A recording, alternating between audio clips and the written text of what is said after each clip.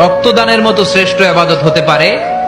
আমরা মনে করি শুধু জিকিরই ইবাদত, আমরা মনে করি শুধু নামাজই ইবাদত। রক্তদান, এক ব্যাগ রক্ত থেকে অনেক মানুষকে বাঁচানো যায়। এর মধ্যে আছে হিমোগ্লোবিন, এর মধ্যে আছে প্লাটিলেট, আছে প্লাজমা।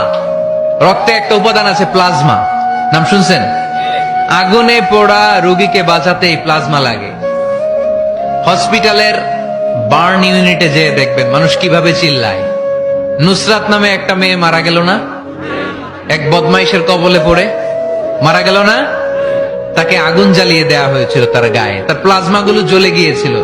আগুনে পোড়া রোগীর যে কি কষ্ট, একটু দেখার জন্য হসপিটালের বার্ন ইউনিটে যাবেন, দেখবেন যে কি কষ্টে আছে তারা। এই প্লাজমা গুলোকে অনেক সেন্টিগ্রেড তাপমাত্রা নামিয়ে ঠান্ডা করে দেহে পুশ করা হয়। আপনার এক ব্যাগ রক্ত থেকে প্লাজমা আলাদা করা হবে, প্লেটলেটস আলাদা করা হবে, হিমোগ্লোবিন আলাদা করা হবে, শ্বেতকণিকা, লোহিত কণিকা আলাদা করে অনেকগুলো মানুষ বেঁচে যাবে।